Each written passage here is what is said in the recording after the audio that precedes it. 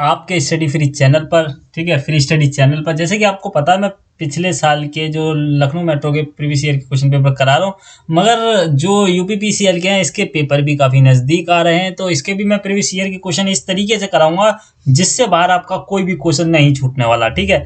तो ये स्टार्ट करने वाले हैं सीरीज। तो जितने भी यूपीपीसीएल के स्टूडेंट हैं, छात्र हैं, वो इस चैनल को सब्सक्राइब कर लीजिए और अपने दोस्तों के बीच इसको शेयर कर दीजिए, और वीडियो अच्छी लगे तो लाइक करना, ठीक है, और सभी के बीच इसको शेयर कर देना, वीडियो अच्छे लगे, क्वेश्चन अच्छे लगे, ठीक है। तो प्रीवियस ईयर के क्वेश्चन करने वाले हैं, तो ये सीरीज चलती रहेगी इसी तरीके से जब तक पेपर आपका हो नहीं जाता। और जैसे ही पेपर होता है तो आप अपना जो पेपर है वो भेज सकते हो, वो हम एनालाइज करके यहाँ पर आपको दिखा देंगे। चलते चलते, ठीक है, स्टार्ट करते हैं क्वेश्चन को। तो कह रहा है कि एक ट्रांसफार्मर है जो वर्क करता है ऑन द प्रिंसिपल ऑफ, ठीक है, हिंदी इंग्लिश, यहाँ बायलैंग्वेज दोनों मतलब तरीके के क्वेश्चन आपको मिल जाएंगे, हिंदी और इंग्लिश दोनों में। अगर आप मेरे को पहले से फॉलो करते हो, यानी कि मेरी वीडियोस को पहले से फॉलो करते हो, तो आपको पता होगा कि मैंने आपको बताया था कि ट्रांसफार्मर जो होता है वो वर्क करता है म्यूचुअल इंडक्शन में।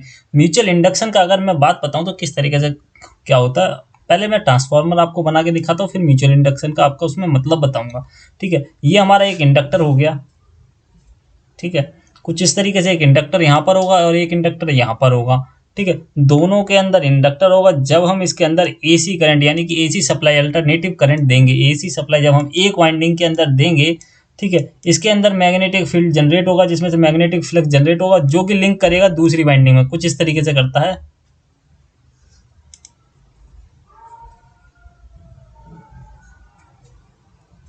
ठीक है, कुछ इस तरीके से करेगा। और ये इस साइड नहीं, ये इस साइड भी इस तरीके से मैग्नेटिक फील्ड बनता है, ठीक है।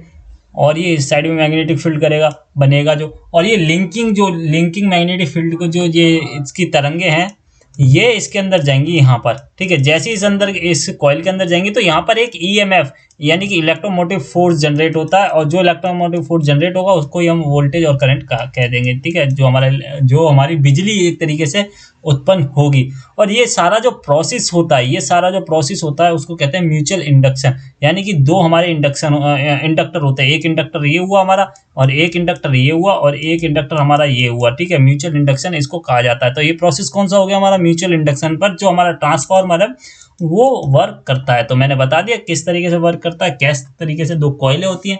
अगर हम इसी में ही बात करें तो इसमें और दो क्वेश्चन और बन जाते हैं कि स्टेप अप और स्टेप डाउन और आइसोलेशन ट्रांसफार्मर किस तरीके से होते हैं। अगर स्टेप अप ट्रांसफार्मर की बात मैं करूं तो पहले जो नंबर ऑफ वाइंडिंग है वो कम होती है, ठीक है, प्राइमरी कॉइल में, यानी कि जो पहली कॉइल होती है उसमें नंबर ऑफ टर्न कम होती हैं। अगर स्टेप अप की बात कर रहे हैं तो नंबर ऑफ सेकेंडरी कॉइल जो होती है, नंबर ऑफ टर्न उसमें बहुत ज़्यादा होते हैं। बहुत ज़्यादा मतलब इन द सेंस ऑफ कि आपको कितना वो स्टेप अप करना है वोल्टेज को या करंट को, ठीक है, वोल्टेज को स्टेप अप किया जाता है, ठीक है। अब हम देखते हैं यहाँ पर कॉइल नंबर ऑफ टर्न 1 2 3, यहाँ पर 3 है, यहाँ पर कितने 1 2 3 4 यहाँ पर नंबर ऑफ टर्न ज़्यादा, मतलब 2 नंबर ऑफ टर्न ज़्यादा है इधर। तो इसको हम क्या कहेंगे, स्टेप अप कहेंगे, स्टेप अप इसको ट्रांसफार्मर कहेंगे, ठीक है, स्टेप अप ट्रांसफार्मर कहेंगे। हाँ, और एक ये वीडियो में बता दूँ, ये इलेक्ट्रिकल वालों के लिए वीडियो है, ठीक है, इलेक्ट्रॉनिक्स वाले भी इसको देख सकते हैं। तो ये इस तरीके से हो गया है, ठीक है, स्टेप अप इसको बोलेंगे। अब इसमें एक क्वेश्चन तो ये बन गया, ठीक है, एक तो मैंने ये बता दिया कि म्यूचुअल इंडक्शन किसे कहते हैं, ठीक है। और मैं इसमें बताऊँ आपको, स्टेप अप ये हो गया। अब बात करता हूँ स्टेप डाउन की। तो स्टेप डाउन में क्या होगा, इस कॉइल को ही उल्टा कर देंगे, जैसे कि ये जो प्राइमरी कॉइल ये है और सेकेंडरी कॉइल है, इसको पलट देंगे, यूं कर देंगे, ठीक है। किस तरीके से करेंगे आइए देखते हैं हम। यहाँ पर ये कॉइल बना देंगे, यहाँ नंबर ऑफ टर्न ज़्यादा होंगे, जो प्राइमरी कॉइल होती है वहाँ नंबर ऑफ टर्न ज़्यादा होंगे, ये हमारी प्राइमरी कॉइल कहलाएगी। और यहाँ पर हमारी एक सेकेंडरी कॉइल होगी जिसमें नंबर ऑफ टर्न कम होंगे, ठीक है। अब क्या होगा, ये सेकेंडरी कॉइल है और ये क्या करेगा, स्टेप डाउन करेगा। स्टेप डाउन को बोले तो अभी मैं आपको बताता हूँ, स्टेप डाउन, ठीक है, डी के डाउन के लिए मैं डी बना देता हूँ, ठीक है, या लिख ही देता हूँ, ठीक है, स्टेप डाउन। अब इसका मैं मतलब बताता हूँ, स्टेप अप का मतलब क्या होता है, स्टेप डाउन का मतलब क्या होता है। स्टेप अप यानी कि ऊपर की तरफ जाना, इसमें अप आ रहा है, कोई भी चीज़ नीचे से ऊपर की तरफ आ रही है, ठीक है। मैं बिल्कुल देसी भाषा में समझा रहा हूँ आपको किताब की भाषा, अगर कोई कुछ कुछ बच्चे ऐसे हैं उनको किताब की भाषा बिल्कुल भी समझ में नहीं आती है, ठीक है, क्या लिखा है क्या नहीं लिखा उनको समझ में नहीं आती, मगर मैं इलेक्ट्रॉनिक्स या इलेक्ट्रिकल आपकी इतनी आसान कर दूंगा, आप थियोरटिकल और जो बेसिक जो हमारी लैंग्वेज है बोलचाल में, उसको आसानी से समझ सकोगे। अब देखते हैं स्टेप अप ट्रांसफार्मर किस तरीके से होता है। अब इसको पहचानेंगे कैसे, किस तरीके से पहचानेंगे। स्टेप अप क्या करेगा, स्टेप का मतलब है नीचे से लेकर ऊपर लेकर के जाएगा, नीचे की चीज ऊपर को लेकर के जाएगा, ठीक है, नीचे से ऊपर की तरफ लेकर के जाएगा, तो स्टेप को क्या करेगा, अप करेगा, ऊपर को लेकर के आएगा, यानी कि नीचे से जो ऊपर करके लेकर आ रहा है, तो ऊपर वाली वाइंडिंग यानी कि सेकेंडरी वाइंडिंग के टर्न्स ज्यादा हो जाएंगी, मतलब उसके घुमाव जो है उनके अंदर रिंग जो बनेगी यूं करके वो ज्यादा बन जाएगी, और जो नीचे है जहां से हमने स्टार्ट करी है, ठीक है, उसमें जो हमारी जो प्राइमरी कॉइल है जहां से हमने स्टार्ट किया है, वहां पर नंबर ऑफ टर्न यानी कि जो रिंग बनती है वो कम होगी, तो उसको हम स्टेप अप बोल देंगे, ठीक है। जहां हम ऊपर लेकर के जा रहे हैं, जब हम यहां से यहां जा रहे हैं, यहां से यहां जा रहे हैं, तो क्या हो गया, यहाँ पर हमारे नंबर ऑफ टर्न ज्यादा हो गए, यहाँ पर हमारे नंबर ऑफ टर्न कम हो गए, स्टेप हमने क्या कर दिया, अप कर दिया, ठीक है। अगर स्टेप डाउन की बात करें तो स्टेप क्या कर दिया हमने, डाउन कर दिया। इस कंडीशन में क्या होगा, ये हमारी प्राइमरी है और ये सेकेंडरी है, तो इस कंडीशन पे क्या होगा, यहाँ पर नंबर ऑफ टर्न ज्यादा है क्योंकि ये अप से डाउन हो रहा है, ये पहले यहाँ पर था अप, अब ये डाउन यहाँ पर हो गया, ठीक है, ये प्राइमरी हमारी, ये सेकेंडरी, तो अप से डाउन कर रहे हैं, तो यहाँ पर ही हमारी प्राइमरी यानी कि नंबर ऑफ टर्न इसमें ज्यादा होंगे और इसमें नंबर ऑफ टर्न कम होंगे। अब एक और क्वेश्चन इसमें इस तरीके से बनता है, इसमें एक आइसोलेशन भी आता है, ठीक है, आइसोलेशन ट्रांसफार्मर भी आता है, मैं सारे ट्रांसफार्मर इसमें आपको बता दूंगा, जो जो मतलब जो बेसिकली होंगे उनको मैं बता दूंगा। आइसोलेशन ट्रांसफार्मर क्या होता है, उसमें मतलब ज़्यादा कुछ है नहीं, नंबर ऑफ टर्न जो होते हैं वाइंडिंग के वो दोनों साइड ही इक्वल होते हैं, उसको कहते हैं आइसोलेशन ट्रांसफार्मर, उसको कपलिंग के लिए भी यूज़ किया जाता है कई जगह, ठीक है। तो ये हमारा ट्रांसफार्मर हो गया, ये कौन सा हो गया, इसमें वाइंडिंग और इसमें वाइंडिंग सेम रहेगी, तो ये हमारा जो है आइसोलेशन ट्रांसफार्मर हो गया। एक क्वेश्चन ये हो गया, एक क्वेश्चन ये हो गया, एक क्वेश्चन ये हो गया, और एक क्वेश्चन ये हो गया म्यूचुअल इंडक्शन, ठीक है। और इसमें एक कॉपर लॉस होता है, इसमें दो तरीके के लॉस देखने को मिलता है, कॉपर लॉस और आयरन लॉस, ठीक है। और एक और क्वेश्चन इसमें ये बनता है कि हम जो प्राइमरी जो हमारा स्टेप अप ट्रांसफार्मर है उसको हम यूज कर सकते हैं, और किस तरीके से उसको यूज कर सकते हैं, जो हमारा स्टेप अप ट्रांसफार्मर है, नंबर ऑफ वाइंडिंग इधर कम है और इधर ज़्यादा है, इसको अगर ये है नंबर ऑफ वाइंडिंग इधर ज़्यादा है इधर कम है, तो इसको जब हम पलट देंगे यूं करके, तो यहाँ पर नंबर ऑफ वाइंडिंग ज़्यादा हो गई, यहाँ पर कम हो गई, और जैसे ही पलट देंगे और हम प्राइमरी जो सप्लाई है वो यहाँ दे देंगे और सेकेंडरी सप्लाई यहाँ से निकाल लेंगे, तो क्या होगा उस कंडीशन में, वो स्टेप डाउन का भी काम करेगा, ठीक है। तो स्टेप अप को हम एज अ स्टेप डाउन भी यूज़ कर सकते हैं, बस घुमा के पलटना है, और स्टेप डाउन को हम स्टेप अप को भी मतलब यूज़ में लिया करते हैं, और बस ट्रांसफार्मर को घुमा देना, ठीक है। और शॉर्ट सर्किट हमेशा जो होता है, अगर इसके अंदर शॉर्ट सर्किट पाया जाता है तो वो हमेशा कॉइल के अंदर होता है, ठीक है। कॉइल किसकी होती है, कॉपर की होती है, इसके ऊपर एक परत चढ़ाई जाती है, वो इसको इंसुलेशन की एक परत चढ़ाई जाती है कॉपर के ऊपर, ताकि जब हम वाइंडिंग करते हैं तो वो आपस में शॉर्ट ना हो, ठीक है। और जब मोटर ज़्यादा हीट होती है या उस पर हाई करंट जाता है, तो क्या होता है, उसकी जो वाइंडिंग के ऊपर की परत है हीट की वजह से वो जल जाती है, इंसुलेशन जो जल जाता है, इंसुलेशन जलने के बाद क्या होता है, उसका कंडक्टर पार्ट बाहर को आ जाता है और वो आपस में शॉर्ट हो जाती है। तो इस तरीके से मैंने इसमें एक क्वेश्चन में आपको कई सारे क्वेश्चन करा दिए हैं और कई सारे आंसर बता दिए हैं। इसी तरीके से सारे क्वेश्चन करेंगे, बस आप चैनल को सब्सक्राइब और शेयर कर दीजिए दोस्तों के साथ। बाकी चलते हैं आगे, बिल्कुल जोश के साथ पढ़ना है आज, ठीक है। और जितने दोस्त हैं सभी को बुला लीजिए। ये कह रहा है एक ट्रांसफार्मर वर्क ऑन, जो ट्रांसफार्मर काम करता है हमारा वो किस पे करता है, वो जब जब भी हम ट्रांसफार्मर की बात आती है तो ट्रांसफार्मर के अंदर जो इंडक्टर मतलब जो हमारा मैग्नेटिक फ्लक्स बनता है, मैग्नेटिक फील्ड जो बनता है, वो हमेशा एसी सप्लाई देने पर ही बनता है। अगर आप डीसी सप्लाई दोगे तो वो कॉइल है वो जल जाएगी, ठीक है, तो वो कॉइल जल जाएगी डीसी करंट देने पर, तो वो हमेशा जो काम करेगा वो एसी सप्लाई पर ही काम करेगा। अगर डीसी पर उसे काम कराना है तो क्या करना पड़ेगा, एक डीसी सप्लाई के साथ पीडब्ल्यूएम यानी कि पल्स विड्थ मॉड्यूलेशन सप्लाई लगानी पड़ेगी। वो क्या करेगा, इसको जो हमारी डीसी आ रही है उसको पल्स रेटिंग डीसी में बदल देगा, यानी कि इस तरीके से ऑन ऑफ कर देगा। ऑन ऑफ करने से क्या होगा, इसके अंदर एक पल्स जनरेट होगा, जिससे हम इसको ट्रांसफर एज मतलब जो हमारे ट्रांसफार्मर है उस पर हम इसको कार्य करा सकते हैं, मतलब उस पर वो कार्य कर सकता है। तो जैसी बात है, इसका यहाँ पर आंसर होने वाला है एसी सप्लाई, ठीक है। तो एसी सप्लाई पर ही ये काम करेगा ट्रांसफार्मर जो होते हैं, और वो एसी पर ही काम करते हैं यहाँ पर, ठीक है, एसी पर ही काम करते हैं। ये इंपॉर्टेंट क्वेश्चन है और ये बेसिक क्वेश्चन है, ये सभी को आपको पता होना चाहिए। और चलते हैं आगे। कह रहा था यूनिट ऑफ कैपेसिटर, कैपेसिटर की यूनिट क्या होती है, वोल्ट किसकी होती है, वोल्टेज की, एम्पियर किसकी होती है, करंट की। ओम किसकी होती है, ये होती है हमारी रेजिस्टेंस की। तो फैराडे जो होती है हमारी, ठीक है, फैराडे हमारी जो होती है वो किसकी होती है, वो होती है हमारी कैपेसिटर की। और एक हेनरी होती है, वो किसकी यूनिट होती है, वो होती है इंडक्टर की, ठीक है, वो इंडक्टर की यूनिट होती है, ठीक है। चलते हैं आगे। Insulation resistance on 50 volt installation should not be less than, कह रहा है जो 500 वोल्ट का हम जो इंस्टॉलेशन करते हैं, 500 वोल्ट तक का हम इंस्टॉलेशन करते हैं किसी भी, मतलब ये मान लीजिए कोई उपकरण है हमारा 500 वोल्ट का, अगर वो हम लगा रहे हैं उसको 500 वोल्ट सप्लाई चाहिए होगी, जिस वायर से उसको सप्लाई चाहिए होगी उसमें जो रेजिस्टेंस है उसका जो इंसुलेशन रेजिस्टेंस बोले तो जो बाहरी कवर का जो रेजिस्टेंस होता है जिसको मेगर से नापा जाता है, आपको पता होगा कि जो जैसे कि कंडक्टिविटी नापते हैं रेजिस्टेंस से, ठीक है, वैसे ही इंसुलेशन का रेजिस्टेंस भी नापा जाता है कि ये कितना इंसुलेट रख सकता है चीज़ों को, कितना मतलब वो इलेक्ट्रॉन्स को फ्लो होने से रोक सकता है, कितना नहीं होने देगा। जैसे कि लकड़ी एक इंसुलेटर होती है, उसके अंदर भी कुछ रेजिस्टेंस होता है करंट को रोकने के लिए। उसी तरीके से मैं यहाँ पर बात करूँ तो इंसुलेशन रेजिस्टेंस को नापने के लिए जो यूज़ में डिवाइस लिया जाता है उसको कहते हैं मैगर, ठीक है। मैगर एक डिवाइस होता है, उसको यूज़ में लिया जाता है, ठीक है, क्या करने के लिए, इंसुलेशन का रेजिस्टेंस नापने के लिए। अब कह रहा है कि 500 वोल्ट इंस्टॉलेशन हम जब करते हैं तो जो हमारा इंसुलेशन है उसका रेजिस्टेंस कम से कम मतलब कितना होना चाहिए, नॉट लेस देन, उससे कम नहीं होना चाहिए, यानी कि कम से कम कितना होना चाहिए। अगर हम 500 वाट के वोल्ट की बात करें तो हम जब 500 वोल्ट की बात करते हैं तो 500 मेगा ओम जो है हमारा वो राइट आंसर हो जाएगा, sorry 50 mega ohm right answer हो जाएगा। 50 मेगा ओम कम से कम उसका इंसुलेशन का रेजिस्टेंस होना चाहिए। 50 मेगा ओम है, ठीक है, 50 मेगा ओम। एम बड़ा होगा यहाँ पर, अगर एम छोटा कर दोगे तो वो मिली ओम हो जाएगा, ठीक है, एम बड़ा वाला होगा। इसको अगर आपको ओम में कन्वर्ट करने के लिए कहे, ओम में कन्वर्ट करने के लिए कहे तो कैसे करोगे आप, ठीक है, क्वेश्चन इस पर भी बन सकता है। यहाँ पर अगर ये 500, ठीक है, 500 को हम पहले करते हैं किलो ओम में, तो कितना हो जाएगा, 500 मेगा ओम को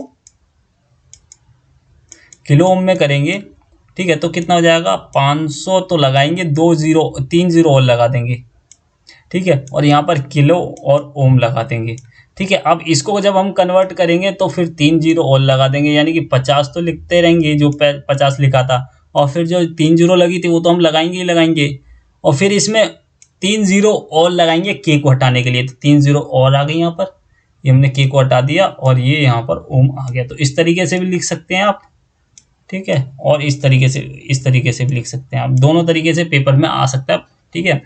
ये पूछ सकता है वैल्यू कन्वर्ट करने के लिए, तो ठीक है, इस तरीके से कन्वर्ट हो जाएगी वैल्यू, इजी है। चलते हैं आगे। कह रहा है staircase wiring which of the following switch is use, जो हमारी सीढ़ियों पे जो लाइटें लगाई जाती हैं जिस उसकी वायरिंग जो हम करते हैं स्विच की, वो किस तरीके से करते हैं, ठीक है, 1 वे 2 वे स्विच करते हैं, या 1 वे स्विच करते हैं, या इंटरमीडिएट स्विच करते हैं, या डीपी स्विच करते हैं। जब भी हम जीने की लाइट की बात करें, ठीक है, जीने की लाइट की बात करें तो किस तरीके से उसमें करते हैं। अगर कोई बंदा नीचे से ऊपर जा रहा है तो नीचे से पहले बल्ब ऑन करेगा, ठीक है, स्टेयर के बीच में कहीं पर मैं स्टेयर बना देता हूँ यहाँ पर, ठीक है। बस आपको बेसिकली थोड़े फंडे लगाने हैं, बस आपका पेपर क्लियर हो जाएगा, और कुछ करने की जरूरत नहीं है आपको, ठीक है। ये स्टेयर हो गया, लड़का जो भी है वो यहाँ खड़ा है, ठीक है भाई, लड़का ऐसे ही बन रहा है, ठीक है, ये लड़का यहाँ खड़ा है, और यहाँ पर कहीं स्विच है, इसको ये ऑन करेगा, ठीक है, यहाँ कहीं बल्ब है, वो क्या करेगा, ग्लो करने लगेगा।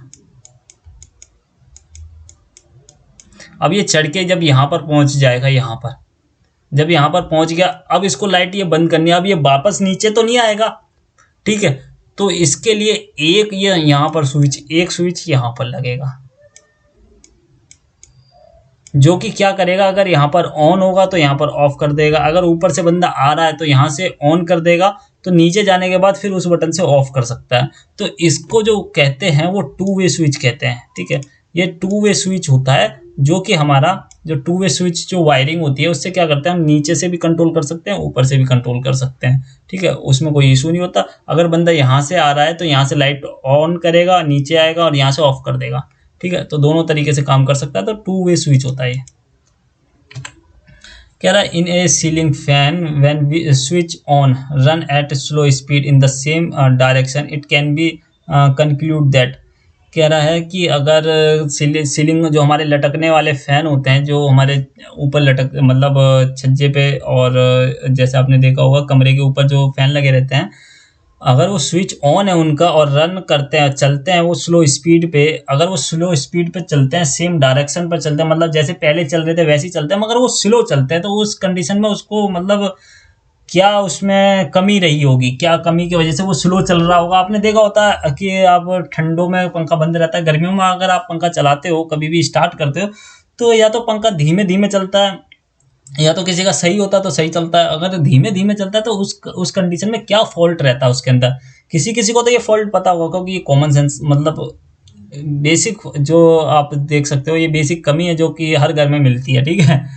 तो इस कंडीशन में क्या होता है, जो हमारा कैपेसिटर है वो इनफेक्टिव हो जाता है, मतलब कि जो कैपेसिटर है वो उसकी क्षमता कम हो जाती है, उसकी जो फैराडे कैपेसिटी है वो कम हो जाती है, क्योंकि कैपेसिटर को फैराडे में नापते हैं, उसकी तो फैराडे कैपेसिटी है वो कम हो जाती है, जिस वजह से क्या करते हैं आप उसको देखते होगे, उसे टेस्ट कैसे करते हो, बोर्ड में लगाते हो, बोर्ड में लगाने के बाद क्या होता है, वो इलेक्ट्रॉन को चार्ज कर लेता है। चार्ज किस फॉर्म में करता है, डाइलेक्ट्रिक मटेरियल फॉर्म में उसमें चार्ज हो जाता है, जो चार्जेस हैं वो उसमें स्टोर हो जाते हैं।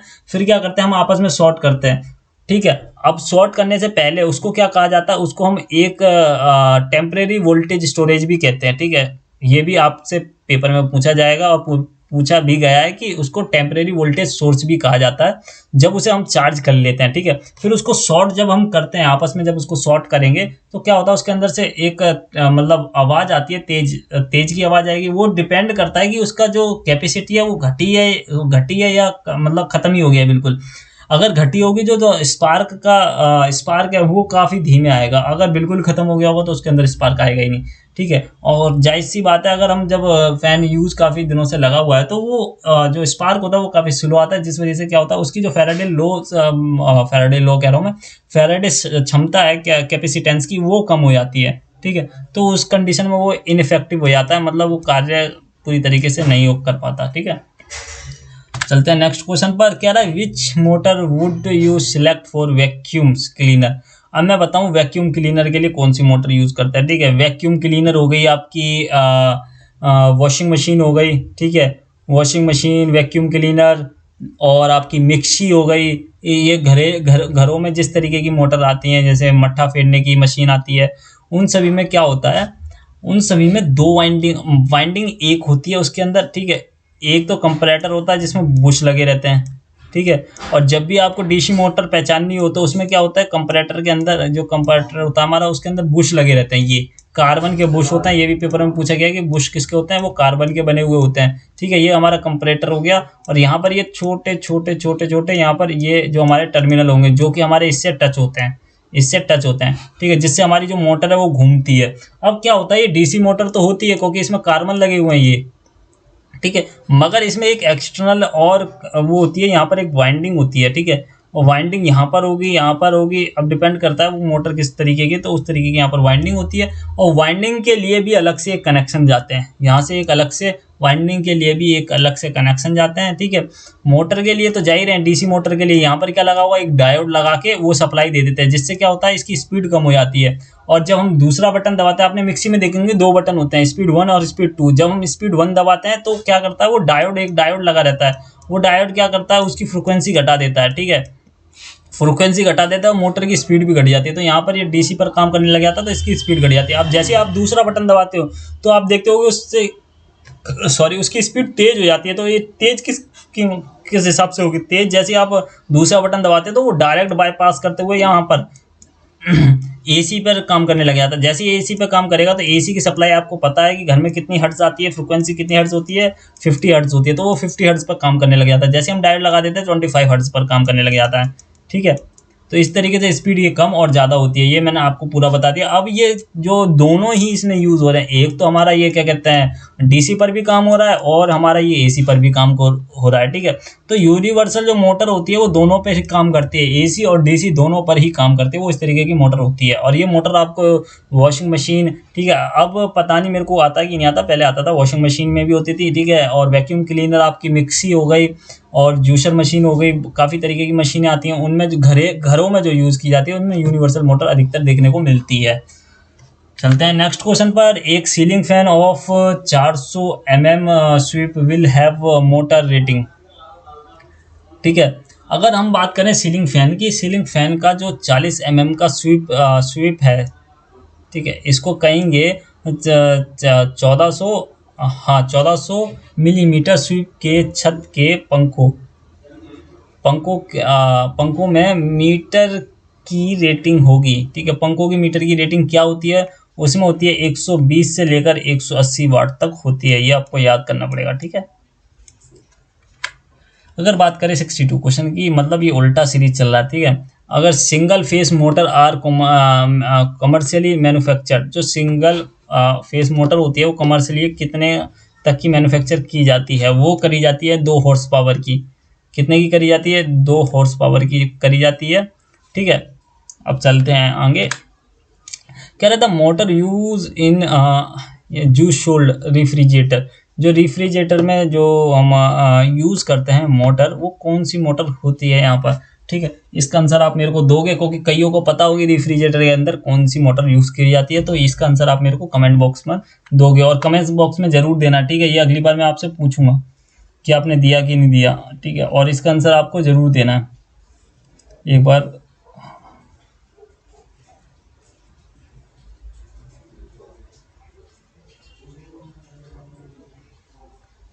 ठीक है, इसका आंसर आपको ज़रूर देना है। अब चलते हैं नेक्स्ट। इसका क्वेश्चन मेरे को कमेंट बॉक्स में चाहिए, ठीक है, तभी कुछ होगा भाई। तुरंत कमेंट बॉक्स में देखते ही टक टक टक आंसर दे देना, ठीक है। चलते हैं आगे। 60वां क्वेश्चन, मतलब वही रिवर्स चल रहा है। Which of the following part of a transformer is visible from outside, बाहर से तो देखा जा सकता है, वो कौन सा पार्ट है, ठीक है। अब बताइए कौन सा वाइंडिंग देखी जाती है ट्रांसफार्मर, जो ट्रांसफार्मर है उसको हम देख सकते हैं, जो खंभों पे लगे रहते हैं, आपने देखा होगा ट्रांसफार्मर, बड़े बड़े ट्रांसफार्मर लगे रहते हैं, उनको हम बाहर से उसका क्या हिस्सा, कौन सा भाग दिखता है, कोर दिखता है, सेकेंडरी वाइंडिंग दिखता है और बुशिंग दिखता है या प्राइमरी वाइंडिंग दिखता है, इनमें से आपको बताना कौन सा। कमेंट बॉक्स में जल्दी से बताना, मैं आपके कमेंट का इंतजार करूंगा, ठीक है। ये क्वेश्चन जो इजी क्वेश्चन है ना, जो मतलब डेली लाइफ में रूटीन क्वेश्चन है, वो आप मेरे को कमेंट बॉक्स में बताओगे। बाकी के जो हार्ड क्वेश्चन है वो मैं आपको करा ही रहा हूँ, ठीक है। और इस बार तो भाई आर या पार वाला खेल है, ठीक है। कह रहा 3 to 3 फेज ट्रांसफार्मर कनेक्शन, जो 3 और 3 फेज का जो कनेक्शन होता है ट्रांसफार्मर का, वो किस तरीके से होता है, वो आपको देखना है, इस तरीके से होता है, ठीक है। एक सेकेंड, ठीक है। इस तरीके से ये जो हमारा है वो देखने को मिलता है और इसको आपको याद रखना है, ठीक है। जो 3 to 3 फेज जो ट्रांसफार्मर कनेक्शन है वो इस तरीके से होता है, ठीक है। इसको आपको याद रखना। अब ये देखना है किस ऑप्शन में इस तरीके से दिया गया है, तो हमारा ये है, ये फर्स्ट ऑप्शन है, ठीक है।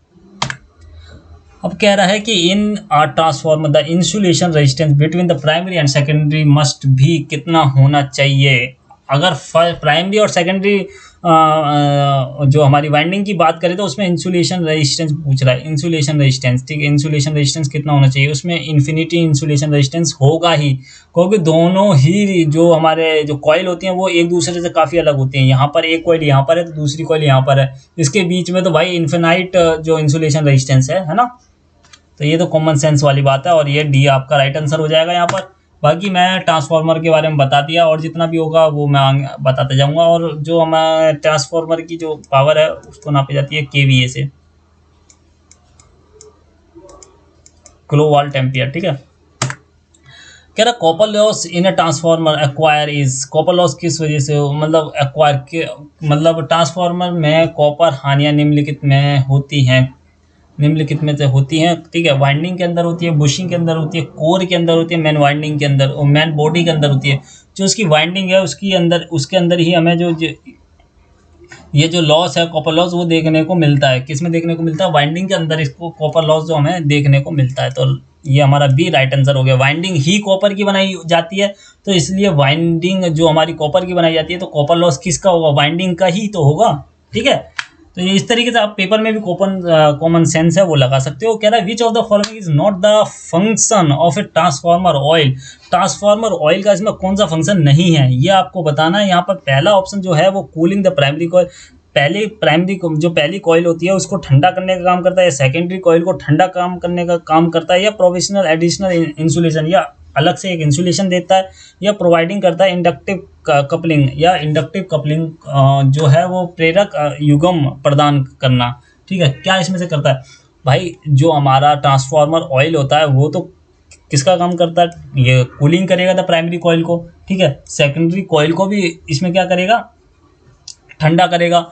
और जो बात करते हैं, ठीक है, बात करते हैं एडिशनल इंसुलेशन तो देता ही देता है, क्योंकि क्या करता है दोनों वो जो होता है वो कंडक्टिव, जो ऑयल इसमें यूज़ किया जाता है वो कंडक्टिव नहीं होता, वो इंसुलेटिंग का काम करता है। ठीक है, इंसुलेटिंग भी करेगा, एक तो करंट के लिए भी इंसुलेशन का काम करेगा, ठीक है, और हीट के लिए भी इंसुलेशन का काम करेगा, क्योंकि हीट को वो क्या करता है? सोख। इंसुलेशन का मतलब है वो सोख लेता है हीट को। और जो हमारी जो कॉइल होती है वो काफ़ी गर्म हो जाती है, तो उसको गर्म नहीं होने देता ज़्यादा। ठीक है, सोख के बाहर निकालता रहता है और ठंडा करता रहता है उसको। ठीक है, तो इधर हमारा जो डी है वो क्या कह रहा है? Inductive coupling. तो हमारा जो ऑयल है वो किसी भी तरीके का कपलिंग का तो काम नहीं करता। कपलिंग का मतलब होता है दो कोई सिरे को जोड़ना आपस में, दो कोई चीज़ों को आपस में जोड़ना। ठीक है, आपने देखा होगा क्या कहते हैं, हम जंपर लगाते हैं दो सिरों को जोड़ने के लिए। कई बार हम एक ट्रांसफार्मर भी लगाते हैं कपलिंग के लिए। ठीक है, तो कपलिंग ट्रांसफार्मर भी आता है, जो कि सबसे महंगा हमारा जो कपलिंग है वो इसमें एक क्वेश्चन बनता है कि सबसे महंगा कौन सा कपलिंग है। आपको ऑप्शन में दिया जाएगा क्या कहते हैं, आरसी कपलिंग, एलसी कपलिंग और ट्रांसफार्मर कपलिंग, या नन ऑफ दीज। तो ट्रांसफार्मर कपलिंग सबसे महंगा कपलिंग कहा जाता है। ठीक है, तो डी इसमें यहाँ पर राइट आंसर हो जाएगा कि डी जो ऑयल है हमारा वो किसी भी तरीके का कपलिंग का काम नहीं करता है। कह रहा है standard frequency of electric supply in India. Electric supply कितनी आती है भाई इंडिया में घरों में सबों के? बताइए भाई कितनी आती है? 50 हर्ट्ज आती है। 50 हर्ट्ज आती है और 230 वोल्ट आती है। ठीक है, इसको आपको याद रखना है, ये एक बेसिक क्वेश्चन है। ठीक है, जो कि पता होना चाहिए। कह रहा है which of the following is semiconductor material. Semiconductor material बताना है क्या होता है। अब अगर सेमीकंडक्टर मटेरियल की बात करें तो इसमें दो तरीके के सेमीकंडक्टर मटेरियल बनते हैं। पहले होता है इंट्रिंसिक सेमीकंडक्टर मटेरियल और एक होता है extrinsic semiconductor material. Intrinsic semiconductor material की बात करें तो ये एक तरीके का प्योर सेमीकंडक्टर मटेरियल होता है, और एक्सट्रिंसिक सेमीकंडक्टर की मटेरियल की बात करें तो ये इसमें कुछ इम्प्योरिटी मिलाई जाती है। इंट्रिंसिक सेमीकंडक्टर में कुछ इम्प्योरिटी मिलाई जाती है, जिससे क्या बनता है? हमारा एक्सट्रिंसिक सेमीकंडक्टर मटेरियल बनता है। और एक्सट्रिंसिक सेमीकंडक्टर, अब इसको याद कैसे रखना है? ठीक है,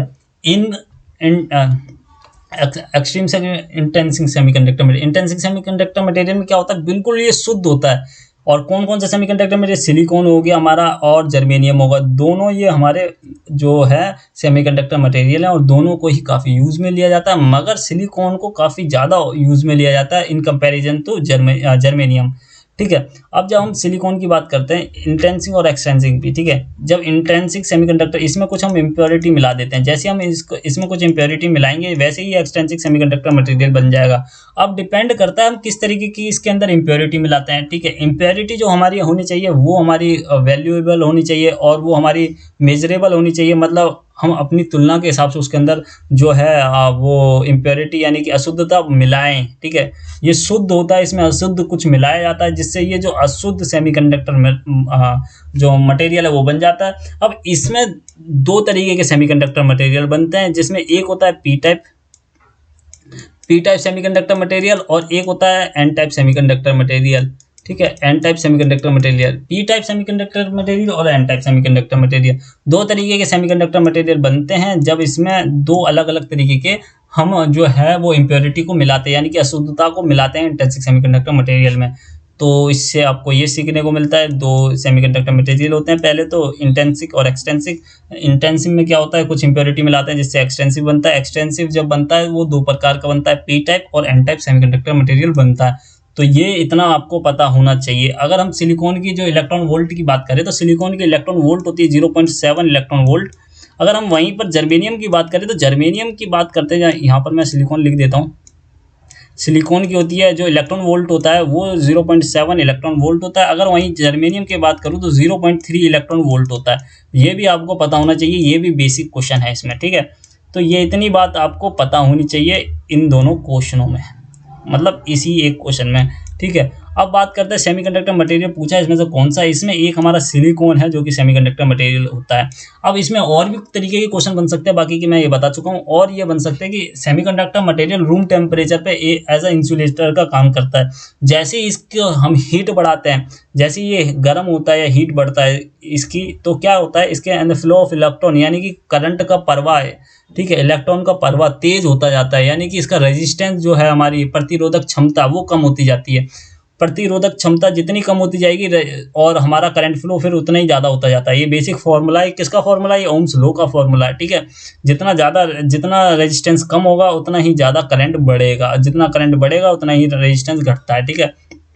एक तरीके से ये इन्वर्सली प्रोपोर्शनल होते हैं, यानी कि एक घटता है तो दूसरा बढ़ता है, ठीक है। करंट और रेजिस्टेंस ये इन्वर्सली प्रोपोर्शनल होते हैं, इन्वर्सली प्रोपोर्शनल होते हैं, ठीक है, इन्वर्सली प्रोपोर्शनल होते हैं। जब ये बढ़ेगा तो ये घटेगा, ठीक है, इस तरीके से होता है। अगर रेजिस्टेंस किसी में बढ़ रहा है तो करंट घट जाएगा, तो इस तरीके से इन्वर्सली प्रोपोर्शनल होता है। ये आपको पता होना चाहिए। और मैं क्या बताने वाला था, ये सेमीकंडक्टर बता दिया है, रबर वगैरह हाँ सब बता दिया मैंने। इसमें चलते हैं नेक्स्ट क्वेश्चन पर। कह रहा है इलेक्ट्रिक सप्लाई फॉर इलेक्ट्रोप्लेटिंग। अब आपको इलेक्ट्रोप्लेटिंग के बारे में पता होना चाहिए। इलेक्ट्रोप्लेटिंग क्या होता है, किस तरीके से यूज में लिया जाता है और किस काम के लिए ये यूज में लिया जाता है। अगर मैं बात करूँ इलेक्ट्रोप्लेटिंग की, इलेक्ट्रोप्लेटिंग में क्या होता है, दो रॉडों का यूज किया जाता है, एक एनोड होती है एक कैथोड होती है, एनोड और कैथोड, ठीक है। जिसको आप देखा होगा कि आपने जब ट्रांजिस्टर कह रहा हूँ मैं, आपने जब डायोड बनाया होगा तो इसमें आपने देखा होगा एक सिरा तो एनोड होता है एक सिरा कैथोड होता है, ठीक है। ये हमारा सिरा कैथोड होता है और ये सिरा हमारा एनोड होता है, ठीक है। दो सिरे हो गए एनोड और कैथोड। अब इलेक्ट्रोप्लेटिंग में क्या होता है, एक हमारा पोर्ट होता है उसमें कुछ केमिकल डाले रहते हैं, ठीक है। अब या तो केमिकल डाले होते हैं, यहाँ पर हम क्या करते हैं एक सिरे पर, यानी कि जो पॉजिटिव वाला है, हमारा करंट फ्लो किससे होता है, पॉजिटिव नेगेटिव होता है, ठीक है, पॉजिटिव टू नेगेटिव होता है। अब क्या करेंगे, पॉजिटिव पे हमें वो मटेरियल लगाना है जिसका हमें कलर दूसरे मेटल पर चाहिए। अब क्या करेंगे, उसमें कुछ लिक्विड होता है कुछ केमिकल होता है, उसमें हम एक साइड गोल्ड लगा देंगे पॉजिटिव साइड पे और एक साइड हम जिस पे हमें कलर चढ़ाना वो लगा देंगे। फिर उसको हम सप्लाई देंगे डीसी से, एसी सप्लाई उसमें नहीं देते, डीसी जैसी हम सप्लाई देंगे। वो जो पानी होता है वो कंडक्टर का काम करता है, उसमें कुछ इम्प्योरिटी मिलाई जाती है जिस वजह से वो कंडक्टर का काम करता है। और वो क्या करेगा, जितना भी गोल्ड के ऊपर जो प्लेटिंग हो रखी है, गोल्ड के ऊपर जो परत चढ़ रखी है, वो धीरे धीरे करके दूसरे पे चढ़ा देगा। जैसे कि आपने सुना होगा कि आपकी मम्मी वगैरह जाती होंगी अपने मतलब जो भी गहने वगैरह होते हैं उन पे पानी का परत चढ़ाने, ठीक है। तो वो इसी तरीके की पानी की परत चढ़ाई जाती है और उसमें जो वोल्टेज हम यूज़ करते हैं वो डीसी वोल्टेज यूज़ करते हैं, ठीक है। एक यहाँ पर पोर्ट होता है, ठीक है, इसमें कुछ मटेरियल होगा, ठीक है, कुछ लिक्विड होता है, कुछ केमिकल लिक्विड होता है। इसमें दो रॉड होंगी, एक रॉड यहाँ होगी और एक रॉड यहाँ पर होगी जो कि क्लिप की जगह लगी होगी। यहाँ पर आपका गहना जो भी वगैरह होगा वो यहाँ पर लटका होगा और वो यहाँ पर इस जगह लटका होगा, ठीक है। यहाँ से एक ये अगर आपका गहना है इस पर कलर चढ़ाना तो यहाँ पर ये नेगेटिव होगा, अगर इस पे मतलब इस पे से कलर उतारना तो ये पॉजिटिव होगा। तो इस तरीके से ये जो है यहाँ पर जुड़ जाएंगे और यहाँ पर कहीं बैटरी रखी होगी या इन पर एक रेगुलेटर सर्किट होगा जो कि वोल्टेज को रेगुलेट करेगा, कितना भेजना है कितना नहीं भेजना, ठीक है। यहाँ पर ये जो है एक प्लस होगा और एक माइनस होगा, माइनस वाला यहाँ जुड़ जाएगा, प्लस वाला ये जंपर लगाया हमने और यहाँ जुड़ गया यहाँ, ठीक है, ये यहाँ जुड़ जाएगा, ये यहाँ जुड़ जाएगा। बाकी बंदा एक बैठा होगा जो रेगुलेट का यहाँ पर रेगुलेटर लगा होगा और यहाँ से रेगुलेट इसको कर रहा होगा कि कितना इसको देना है कितना नहीं देना, बाकी अपना निकाल के बार बार चेक करता रहेगा। तो ये जो काम होता है वो डीसी वोल्टेज पर होता है। कुल मिला के ये बात है। और इलेक्ट्रोप्लेटिंग मैंने बता दी किस तरीके से होगा ये, ठीक है। और भी मैं इजी तरीके से आपको समझाने की कोशिश करूँगा। आपके लिए इलेक्ट्रिकल इतनी इजी बना दूंगा जितनी आप मतलब हिंदी को समझते हो, ठीक है। अब कहा गया है which of the following material is not used as fuse material. Fuse material को कह रहा है which of the following material is not used as a fuse material. Fuse material को यूज़ नहीं किया जाता इनमें से किसको, ठीक है। फ्यूज मटेरियल को कॉपर, कार्बन, कार्बन को यूज नहीं किया जाता, ठीक है, कार्बन को यूज में नहीं लिया जाता। सिल्वर को भी कई जगह जो हाई पावर होते हैं जिसमें मतलब जो हमारा जो फ्यूज है, वो जो फ्यूज का वायर है वो किस पे डिपेंड करता है, वो एम्पियर पे डिपेंड करता है दरअसल। अगर जितना ज़्यादा एम्पियर होगा या कम एम्पियर होगा, आपको अपनी लाइट देखनी है, मतलब जो फील्ड में जो लाइट लगी है उसका देखना है कि कितना लोड ले सकता है, उसी लोड के हिसाब से उसका जो एम्पियर है वो देखना है। अगर उसके हिसाब से उसका एम्पियर का जो वायर है, जो फ्यूज वायर है वो लगेगा, ठीक है। अगर उससे ज़्यादा एम्पियर अगर खींचता है या फॉल्ट होता है तो वो फ्यूज जल जाता है। अगर आप ज़्यादा पावर का लगा दोगे तो उस कंडीशन में क्या होगा, आपके इक्विपमेंट सारे जल जाएंगे, फ्यूज वैसा का वैसा रहेगा, तो ये थोड़ा गलत बात हो जाएगी, ठीक है। तो इसी तरीके से उसको नापा जाता है, किस में नापा जाता है, एम्पियर में नापा जाता है हमेशा फ्यूज वायर को कितना एम्पियर में देना, ठीक है। हम सिल्वर का भी यूज़ करते हैं, जो काफ़ी बड़ी इंडस्ट्रीज होती है उसमें सिल्वर का भी फ्यूज जो वायर है वो यूज़ किया जाता है। कॉपर का हम घरों में यूज़ करते हैं, एल्युमिनियम का भी कई जगह यूज़ किया जाता है, तो ये हम फ्यूज वायर यूज़ करते हैं। कार्बन का कोई फ्यूज वायर नहीं होता और ना ही देखने को मिला है, ठीक है। तो ये आपके तीनों तो फ्यूज वायर के एज ए यूज़ कर सकते हैं, मगर डी जो है वो हम fuse wire as a fuse wire use नहीं कर सकते, तो ये आपका राइट आंसर हो जाएगा। अब चलते हैं, ये लास्ट क्वेश्चन हमारा, विच of the following bulb will have the least resistance, सबसे कम रेजिस्टेंस किसका होता है, ठीक है। इनमें से सबसे रेजिस्टेंस कम किसका होगा। अगर हम सबसे कम रेजिस्टेंस निकालना है तो इसको पूरा सॉल्व करना पड़ेगा, इसको भी सॉल्व करना पड़ेगा और इसको भी सॉल्व करना पड़ेगा। सॉल्व कैसे करेंगे, मैंने आपको बताया था कि पावर का फॉर्मूला क्या होता है, वी इंटू आई आर होता है, V into P is equal to V I होता है, ठीक है, वी आई होता है, ठीक है। इससे हम क्या करेंगे, आई निकाल लेंगे, ठीक है। इससे क्या करेंगे, हम आई निकाल लेंगे, ठीक है। V equal to I R, या तो आई आर रख सकते हैं, यहाँ पर आई हमें पता नहीं है, ठीक है। तो वी की आई की वैल्यू हम रख सकते हैं, यहाँ पर आई की वैल्यू क्या रख सकते हैं हम, आई क्या होता है हमारा, आई होता है वी अपॉन आर, ठीक है। अब यहाँ पर आई की वैल्यू रख दो, यानी कि वी अपॉन आर रख देंगे, पी हमारा ये रहा, यहाँ पर रख देंगे V into V upon R, ठीक है। अब ये हमारा आ गया। अब क्या करेंगे इस कंडीशन में, हम क्या करेंगे, तो ये जो है वी हमारा जो वो है वो स्क्वायर में चला जाएगा, यानी कि वी स्क्वायर अपॉन आर हो जाएगा, ठीक है। और ये हमारा पावर है ही। अब क्या करेंगे, ये पावर इधर चला जाएगा और ये जो हमारा ये आर है वो इधर चला जाएगा और पी नीचे आ जाएगा, तो इसको हम लिख सकते हैं, ठीक है, R equal to V square upon P, ठीक है। ये हमारा फॉर्मूला हो गया। अब इससे हम निकाल लेंगे रेजिस्टेंस, ठीक है। इस तरीके से आपको कौन कौन से फॉर्मूले याद रखने हैं इसमें, वो मैं बता रहा हूँ। एक तो ये तो ओम्स लॉ का फॉर्मूला हो गया, ये पावर का फॉर्मूला हो गया, ठीक है, ये आपको याद रखना चाहिए। और आपको ये फॉर्मूला याद रखना है, इससे आप डायरेक्ट रेजिस्टेंस निकाल सकते हो। बाकी मैंने आपको बता दिया कि किस तरीके से आप रेजिस्टेंस निकाल सकते हो। अगर आर में मेरे को क्या निकालना है, रेजिस्टेंस बताना है कि कम से कम किसका होगा, लीस्ट रेजिस्टेंस बताना, कम से कम प्रतिरोधक क्षमता किसकी होगी इसमें से, ठीक है। वी स्क्वायर, वी का स्क्वायर कर देना, मतलब 2 बार वी लिखना है, यानी कि 2 बार, ठीक है, ठीक है। अब इसको 0 से 0 काट देंगे, ठीक है।